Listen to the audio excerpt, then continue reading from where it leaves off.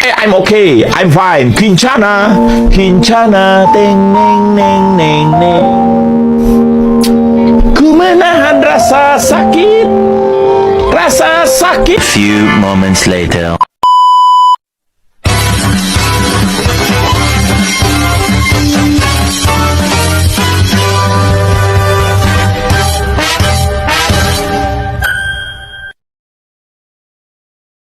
Assalamualaikum warahmatullahi wabarakatuh. Perkenalkan, nama saya Dita Dwi Anggama Esti dari kelas 5A PG PAUD FKIP UNS dengan NIM K821018.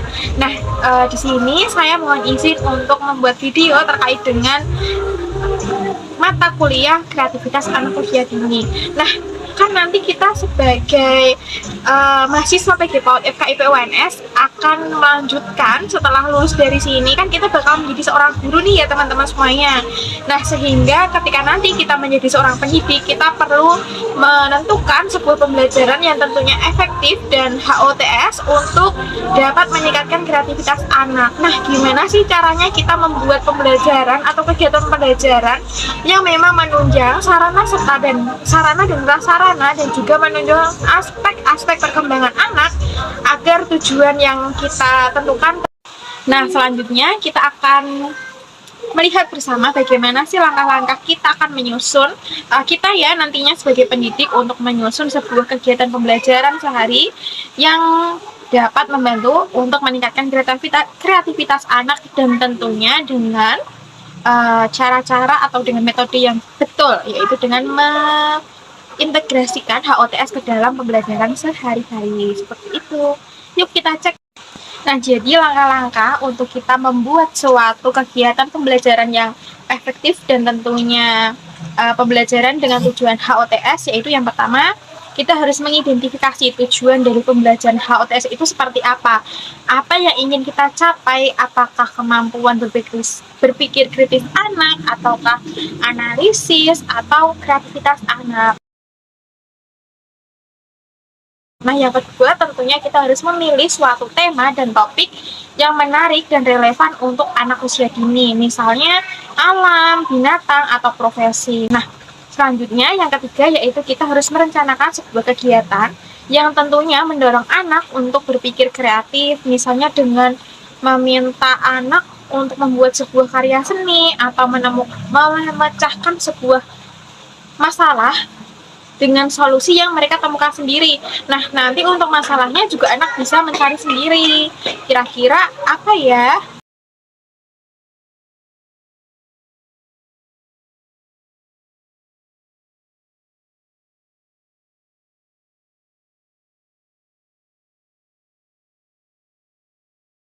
Nah, kalau tidak, anak juga dapat membuat cerita imajinatif melalui sebuah flashcard atau dengan tema yang sudah ditentukan oleh pendidik. Yang keempat yaitu kita sebagai pendidik harus menyediakan berbagai macam materi dan sumber daya yang dapat digunakan oleh anak untuk mengekspresikan kreativitas mereka seperti kertas, pensil warna, mainan konstruksi, alat musik sederhana, atau mungkin kita juga bisa mengkolaborasikan dengan teknologi yang ada saat ini.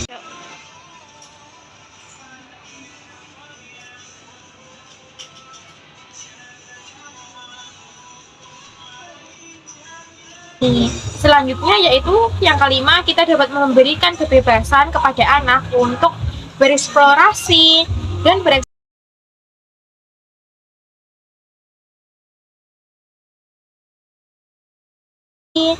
berekspresi sesuai dengan imajinasi mereka sendiri tanpa terlalu banyak batasan atau arahan. Jadi misalnya nih temanya alam atau binatang, bisa nih anak-anak kita ajak untuk mengunjungi sebuah taman binatang, kebun binatang, atau yang lainnya seperti itu.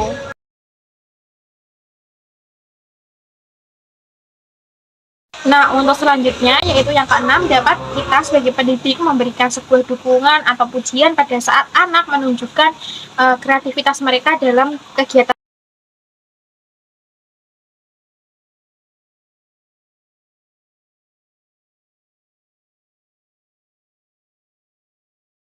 pada saat anak menunjukkan kreativitas mereka dalam kegiatan tersebut, sehingga mereka merasa dihargai dan termotivasi untuk terus berkembang dan melakukan sebuah pekerjaan atau tugas yang kita berikan seperti itu.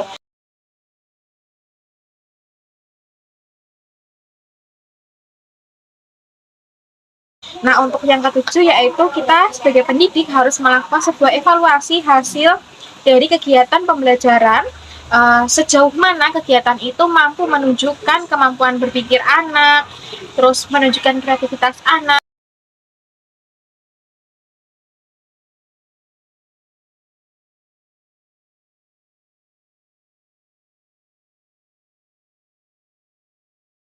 Dan apakah tujuan pembelajaran HOTS-nya telah tercapai atau tidak. Kemudian yang kedelapan yaitu memberikan sebuah umpan balik positif kepada anak tentang karya-karya mereka dan dorong anak untuk terus mengembangkan kreativitasnya. Nah, dalam hal ini dapat memanfaatkan tabungan kepingan untuk memotivasi anak usia dini. Nah, untuk selanjutnya kita sebagai pendidik dapat membuat rancangan pembelajaran harian, yaitu yang pertama pembukaan, tidak hanya dengan berdoa di tempat, tapi juga kita dapat mengkolaborasikan dengan kegiatan seperti bertepuk tangan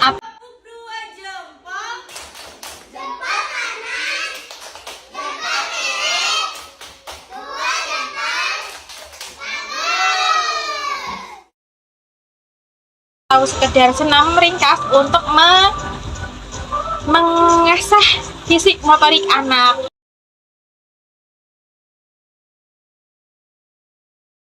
Nah, setelah itu kita masuk ke dalam apersepsi untuk memberikan sebuah gambaran kepada anak-anak untuk menarik fokus anak tentang hari ini kita mau belajar apa sih.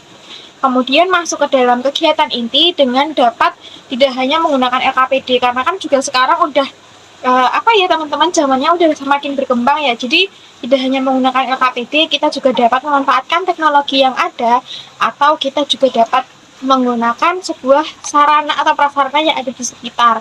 Misal dengan tema binatang, kita dapat mengajak anak untuk datang ke ternakan seperti itu. Di sini juga ada kelinci, kelincinya warna putih. Ini ada hamster. Sama aku terus. Selain itu, kita juga dapat memanfaatkan sekitar lingkungan sekolah. Misalnya ada lahan kosong, kita dapat menggunakan sebagai sarana untuk menanam pohon. Nah, nanti potnya itu juga bisa nih anak sendiri yang membuat. Jadi di situ juga meningkatkan kreativitas anak, dan tentunya anak dapat menala dan mengasosiasikan apa pemikiran mereka, dan juga di situ pastinya anak saling berkomunikasi satu sama lain. Bagaimana sih cara menanam yang benar? Bagaimana anak ini bisa membuat pot yang seperti ini? Nah, di situ anak juga dapat memecahkan masalah. Bagaimana ya agar nanti tanamannya itu bisa masuk ke dalam pot tersebut? Berapa ya ukurannya? Seperti itu. Nah, setelah itu kita juga dapat memanfaatkan barang-barang daur ulang untuk dapat digunakan sebagai sarana untuk menunjang kreativitas anak dan kita sebagai pendidik. Nah, setelah kegiatan inti, anak-anak juga dapat ditarik lagi ke dalam kegiatan penguatan, di mana guru menguatkan tentang materi pembelajaran yang sudah dilakukan oleh anak atau yang sudah dikerjakan tadi, tugasnya seperti apa sih, dari hal itu anak dapat belajar apa. Nah, dalam kegiatan inti ini kita juga dapat mengkolaborasikan dengan mata kuliah yang lain ya, misalnya dengan sains dan matematika. Bagaimana sih kita mengajarkan anak konsep pengukuran melalui kegiatan misal kan itu tadi kan kita menakar tanah ke dalam pot untuk tempat bibit tanaman itu ditanam. Nah, jadi kita dapat mengkolaborasikan dengan pembelajaran lainnya. Nah, dengan sains juga bisa, misalnya satu anak itu membuat 2 pohon atau 2 pot. Nah, nanti pot yang satu ditaruh di cahaya yang terkena cahaya sinar matahari, dan yang satunya tempatnya tidak terkena cahaya matahari. Nah, nanti bagaimana? Nah, dengan begitu anak juga dapat menalar dan mengkomunikasikan apa yang terjadi dari kedua pohon tersebut. Nah, selain itu nanti kita sebagai pendidik juga dapat menguatkan tentang apa sih yang terjadi pada kedua pohon tersebut. Setelah itu di kegiatan penutup kita juga dapat mengulas kembali pembelajaran apa yang sudah dikerjakan apa yang sudah disampaikan pada kegiatan hari itu. Seperti itu. Terima kasih, sekian dari saya.